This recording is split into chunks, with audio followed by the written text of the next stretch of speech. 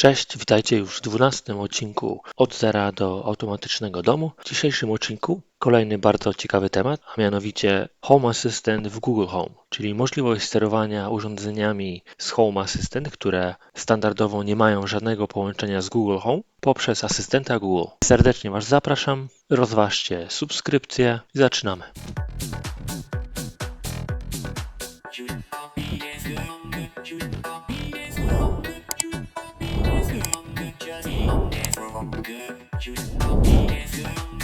Na początku trzeba wspomnieć o dwóch ważnych rzeczach. Musicie mieć zdalny dostęp do Home Assistant i musi on być chroniony certyfikatem SSL, czyli powinniście zajrzeć do mojego poprzedniego filmu, gdzie pokazywałem, jak dodać zdalny dostęp do Home Assistant i po przejściu przez ten materiał będziecie mieć możliwość dodania Home Assistant do Google Home. Zakładam, że już to macie gotowe i Wam to działa, zatem możemy przejść do czynności, jakie musimy wykonać w tym materiale, aby nasz Home Assistant był w Google Home. Pierwszym krokiem jest stworzenie projektu w Google Cloud Console. Jest to typ projektu Actions, który jest związany z Smart Home. Dlatego musimy przejść na stronę consoleactionsgoogle.com i tutaj tworzymy nowy projekt. Możemy go nazwać, mamy wybraną nazwę, tworzę projekt. Teraz klikamy w kafelkę Smart Home i Start Building. No i mamy teraz takie okno i to, co teraz musimy zrobić, to trzeba wejść do Quick Setup i wykonać tutaj te przypisane działania. Name your Smart Home Action. Ja wybrałem sobie jako nazwę Servant i to możemy zapisać. Następnie przechodzimy do Overview i klikamy w Build Your Action. Następnie Add Actions. Tutaj, co jest ważne, to musimy wpisać adres zewnętrzny naszego Home Assistant. Na przykład może być to https://smartube.pl i tutaj ta końcówka jest też bardzo ważna, czyli API/Google Assistant. Następnie klikamy Save i 3 kropeczki tutaj po prawej stronie. Project Settings. Bardzo ważna jest tutaj ta informacja, możemy gdzieś się zapisać sobie na boku. Teraz musimy znowu przejść do Overview i wykonać drugą rzecz z Quick Setup, czyli Setup Account Linking. I tutaj będziemy musieli troszeczkę popisać i w pierwszej części musimy wpisać taki oto link i na końcu jest nasze ID naszego projektu, dlatego mówiłem, żeby go skopiować. To w Client ID. Client Secret jest tutaj to nieważne dla Home Assistant i to może być cokolwiek. W części Authorization URL wpisujemy zewnętrzny adres domeny, którą wykupiliśmy, a następnie /AUTH ORIZ. Wpisujemy oto taką resztę linku. Token URL bardzo podobnie również adres domeny, a potem AUTH i /token. Następnie klikamy Next. W Scopes musimy wpisać e-mail, add scope i kolejny name i znowu add scope. I to nie powinno być zaznaczone. Klikamy Next, a następnie ostatni krok tutaj, Save. Z Quick Setup widzimy, że mamy wszystko gotowe, ale musimy przejść do Test, następnie Settings i musimy upewnić się, On Device Testing jest włączone. No i teraz chcę to włączyć. Jak to jest włączone, to możemy teraz przejść do platformy Google Cloud Platform. Jest to troszeczkę inny link, jest to link console.cloud.google.com. Jak jesteśmy tutaj, to musimy wybrać nasz projekt, potem musimy przejść interfejsy API i usługi, dane logowania, musimy stworzyć dane logowania, utwórz dane logowania, konto usługi, nazwa konta usługi i tutaj klikamy wygeneruj identyfikator, tworzymy identyfikator i klikamy utwórz i kontynuuj. Jeśli chodzi o rolę, to musimy wybrać rolę Service Account. Nie wiem, czy to będzie po polsku, czy po angielsku, dlatego przejdziemy najpierw na S. To możemy szukać Service Account z konta serwisowe, konta usługi, to też będzie pasowało, więc to wybieramy i to musi być Token Creator, Service Account Token Creator, czyli administrator, twórca tokenów tożsamości, twórca tokenów konta usługi. Dalej, a następnie gotowe. I teraz jeśli o konta usługi, to właśnie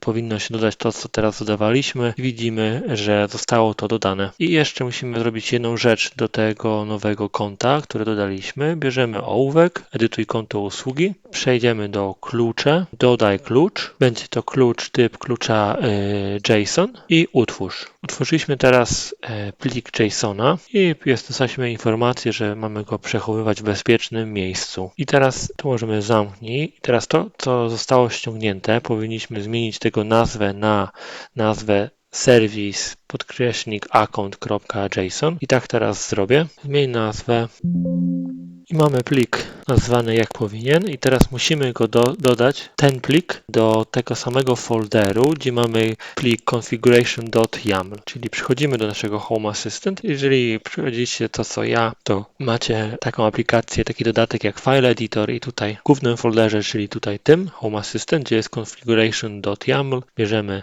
upload file i przesyłamy ten plik do naszego Home Assistant. Teraz możemy przejść do Google Cloud ponownie. Kolejną rzeczą, którą musimy wykonać, to możemy przejść do interfejsy API i usługi i tu możemy u góry wyszukać Home Graph i w to wchodzimy i musimy to włączyć. Włączamy tą usługę. OK, i kolejną rzecz mamy zrobioną. Teraz musimy jeszcze coś zrobić w naszym Home Asystencie i w Home Asystencie, jeśli jesteśmy jeszcze w File Editor, musimy przejść do Configuration YAML i tutaj powinniśmy wpisać nową linijkę kodu, która będzie Google _Assistant, na końcu dwukropek, Enter, spacja, project, /ID, nazwa projektu, którą sobie zapisaliśmy wcześniej, kolejna linijka kodu, która uwzględni plik, który wgraliśmy do Home Assistant, potem linijka troszeczkę konfiguracyjna odnośnie statusów i mamy możliwość jeszcze ukrywania jakichś typów urządzeń z Home Assistant, czyli na przykład expose domains. Możemy powiedzieć, żeby tylko były konkretne rzeczy widoczne w Google Home, ale ja tutaj nic nie będę ograniczał. Niech się wszystko po prostu prześle i najwyżej później to, co nie będę chciał, to będę usuwał. I mając już te linijki kodu, bierzemy save i musimy zrestartować Home Assistant. W ustawieniach 3 kropeczki, uruchom ponownie Home Assistant, uruchom ponownie Home Assistant, uruchom ponownie i wykryto jakiś problem u mnie. Dobra, to spójrzmy, co się stało. OK, ważna tu jest każda literka. Teraz serwis account mam z dużej, a potem jest z małej. Spróbujmy w takim razie jeszcze raz. Ustawienia, uruchom ponownie i zadziałało. Czyli pierwsza część z dużej, a potem JSON musi być z małej. I teraz czekamy, aż ponownie uruchomi się Home Assistant. Home Assistant uruchomi się ponownie i teraz powinniśmy przejść do Google Home. Google Home znajdziecie na swoim telefonie, także przejdę teraz na widok ze smartfona i wykonamy następne kroki. Jesteśmy już na smartfonie i teraz przejdziemy do Google Home. Pamiętajcie, że aplikacje mogą się różnić troszkę, także w mojej aplikacji wygląda to tak, Google Home, i przejdziemy do ustawienia. W ustawieniach usługi, w sekcji usługi klikamy tutaj pierwszą ikonkę.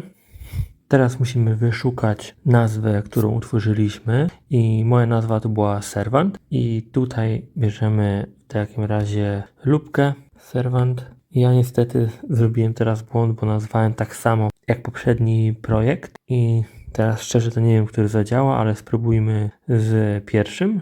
Dalej i musimy teraz się zalogować do naszego Home Assistant, aby potwierdzić naszą tożsamość. Wydaje mi się, że trafiłem z moim dostawcą, to będzie ten i konto zostało dodane. I po dodaniu wydaje mi się, że nie ma od razu dostępnych urządzeń. Co musimy zrobić, to albo wejdziemy w urządzenia i zobaczymy, co tu jest. To proponuję zrobić coś takiego jak Sync Devices i to powinno zaktualizować urządzenia na naszym Google Home. Dosyć sporo urządzeń teraz się na pewno pojawi. Jak widzicie, wszystkie sensory z Home Assistant zostały dodane. Na przykład Attic T, czyli jest to sensor temperatury i wilgotności, który mam na strychu. Tak jak jest Bathroom Light One. No, zakładam, że będzie tego multum, bo są wszystkie rzeczy, albo większość rzeczy, również sceny. Jest tego sporo.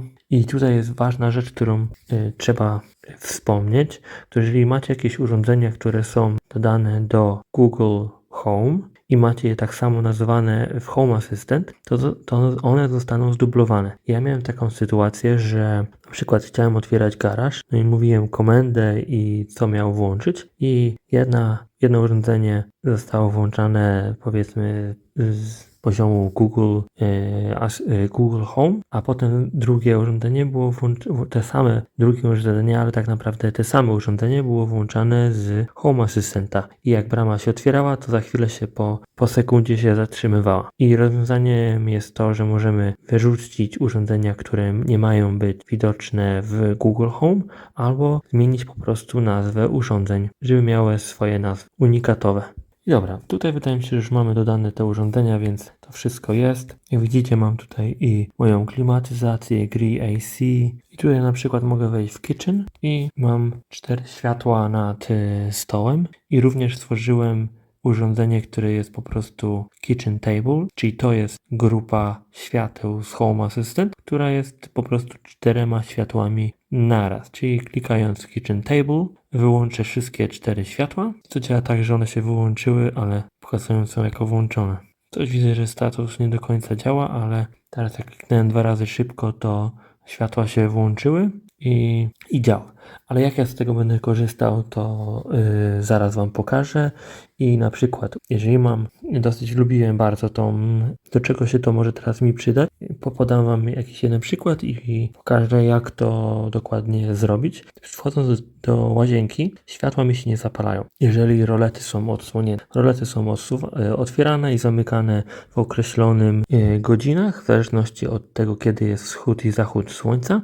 I są takie sytuacje, że po prostu jest ciemno, duże zachmurzenie i łazienka nie jest odpowiednio doświetlona. I mając teraz żarówki, które nie współpracują z Google Home, co musiałem robić, to w telefonie klikać po prostu, żeby włączyć światło. W łazience mam głośnik Google Nesta drugiej generacji i teraz tworząc scenę w Home Assistant, która włącza wszystkie na przykład światła, które mam w łazience, mogę potem utworzyć rutynę w Google Home, która będzie włączała tą scenę, która z kolei włącza wszystkie światła w łazience. Czyli nie muszę wtedy wyciągać telefonu, wystarczy, że powiem komendę, która wykona scenę, a scena włączy światła. I to jest jedna z rzeczy, jaką można zrobić, ale to Wam jeszcze pokażę na Większość moich świateł to światła ZK na Zigbee i po podłączeniu Home Assistant do Google Home nadal ich nie widać, ale można to w łatwy sposób obejść i jeżeli stworzymy grupy świateł, to wtedy te światła zostaną pokazane w Google Home i możemy nimi wtedy operować, tworzyć rutyny,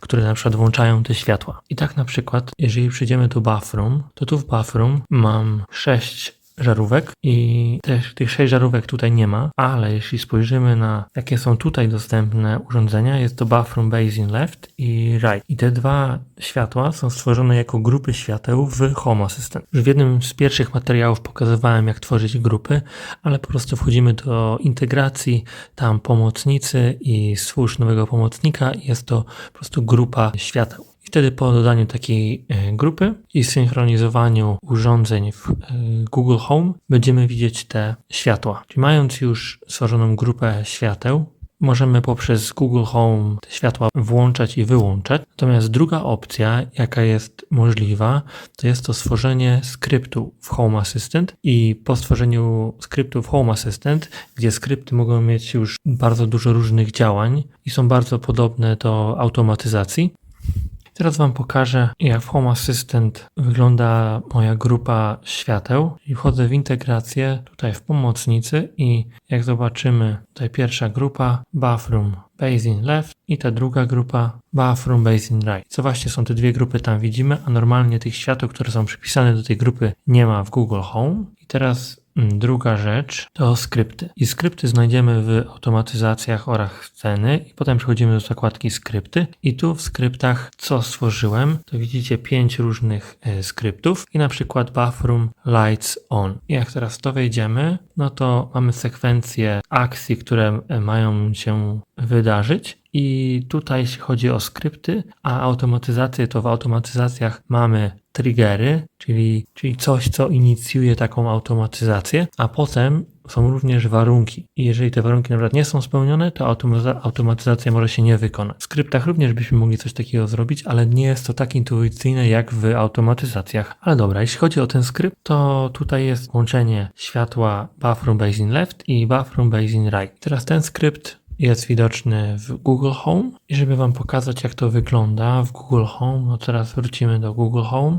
i tutaj chcemy stworzyć automatyzację i ja tutaj już mam kilka z nich, ale stworzymy nową. Pokażę Wam, jak to wygląda, czyli polecenie. Pierwsza rzecz, którą trzeba wypełnić, to polecenie inicjujące. I możemy powiedzieć na przykład, że kiedy coś powiem, na przykład subscribe smart tube, to ma być określone działanie i na przykład w działaniu co mamy? Zarządzanie urządzeniami domowymi i tutaj regulacja świateł i innych rzeczy. I teraz jeżeli używacie pomieszczeń w Home Assistant, to będziecie mieć wszystko ładnie posegregowane. Tak? Jeżeli przejdę do bathroom, no to mam bathroom basin left jako oświetlenie i bathroom basin right jako oświetlenie. Teraz jeżeli to kliknę, to mogę włączyć, na przykład włączyć i wyłączyć. OK, dodaj działanie i jeszcze byśmy chcieli, żeby drugie światło się włączyło, czyli right. Widzicie, możemy mieć więcej parametrów do włączenia światła, ale na tę chwilę nie komplikujmy tego i mamy to, co chcieliśmy i zapisz. I na liście pojawiło się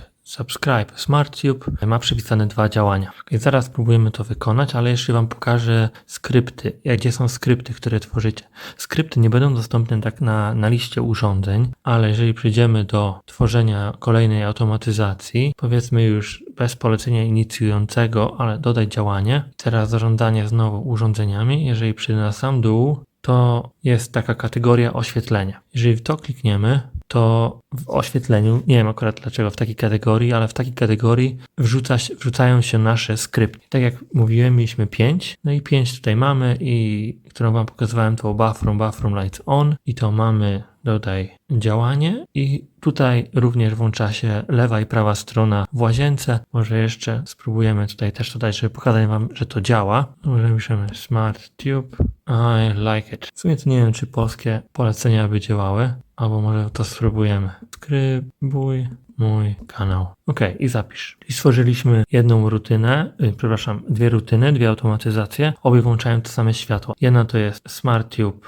subscribe SmartTube, a druga subskrybuj mój kanał. Nie wiem, dlaczego nazywa się SmartTube, I like it, ale OK, to jest subskrybuj mój kanał. I teraz co możemy zrobić, to przejdę teraz na nagrywanie kamery i na tablecie odpalę te 2 automatyzacje. Teraz pokazuję Wam, co widać w moim Home Assistant i tutaj widzicie, że to jest właśnie łazienka i lewe światło, prawe światło, które składa się z 6 świateł razem i jest wyłączone. Więc teraz co zrobię, to włączę sobie Google Asystenta i tu wpiszemy subscribe SmartTube. Normalnie bym to mówił, ale na potrzeby tego filmu będę to wpisywał i teraz subscribe SmartTube, wysyłam. I jest napisane done. I teraz przechodzimy do Home Assistant i nawet już widzę, że światło jest włączone. I widzicie, jest włączone, to ja teraz to wyłączę. Czyli teraz co my zrobiliśmy? To zrobiliśmy automatyzację, która włączała grupy świateł. Teraz drugą rzecz, co zrobimy, to odpalimy skrypt, który był stworzony i skrypt odpalał się poprzez komendę subskrybuj mój kanał. Teraz mam napisane subskrybuj mój kanał, wyślij i również jest napisane done. Przejdę do Home Assistant i światło jest również włączone. Sprawdzę jeszcze jedną rzecz dla Was. Zobaczę, co się stanie, gdy powiem subskrybuj mój kanał. Subskrybuj mój kanał. Sorry, I don't understand. OK, i teraz widzicie, że może to tak u mnie się działa, bo raczej na wszystkich urządzeniach mam wersję angielską, język angielski. Więc może być tak, że u mnie to nie działa, ale powiedziałem subskrybuj mój kanał i po angielsku zostało wpisane subscribe my channel, ale jak wpisałem ręcznie komendę, to zadziałało. A tutaj widzicie sorry, I don't understand. Czyli zakładam, że u mnie muszę mówić po angielsku komendy i wtedy wszystko działa. Możecie u Was spróbować może po polsku, jeżeli macie asystenta po polsku i asystent po polsku z Wami gada, no to możecie to spróbować. Ale jak u mnie widzicie, włączanie świateł, które są jako grupy działa i również tworzenie skryptów i ich odpalanie poprzez Google Home również działa bardzo sprawnie. I to by było na tyle w tym odcinku. Mam nadzieję, że udało Wam się również połączyć Home Assistanta z Google Home. Jeżeli macie jakieś ciekawe użycie Google Home z Home Assistentem, no to dajcie znać w komentarzu. Jeżeli jakieś problemy się pojawiły, pytajcie. I Mam nadzieję, że dzięki temu materiałowi uda Wam się stworzyć jakieś fajne automatyzacje i ułatwienia w Waszym codziennym życiu. Ja na przykład planuję dodać sobie skrypty na włączanie podlewania. Mam 3 sekcje, więc 3 sekcje osobno. Bym chciał odpalać poprzez jakąś komendę, jak i również skrypt, który odpali wszystkie 3 sekcje po sobie. Ale jest to tak naprawdę kropla w morzu, jakie są możliwości i jeżeli macie porozmieszczane głośniki po domu, jak i nawet samą komórką, to nie musicie nawet odblokowywać telefonu i jeżeli macie rozpoznawanie waszej mowy, to Google Home bez odblokowania telefonu potrafi wykonać jakąś automatyzację. Ja na przykład tak właśnie robię, wychodząc z domu, mówię do telefonu, który mam w kieszeni, żeby mi się otworzyły brama wjazdowa, garażowa i mogę po prostu bez żadnego problemu i używania pilotów wejść do garażu i wyjechać samochodem. To by było na tyle w tym materiale. Mam nadzieję, że się podobał. Rozważ subskrypcję. Do następnego razu. Cześć.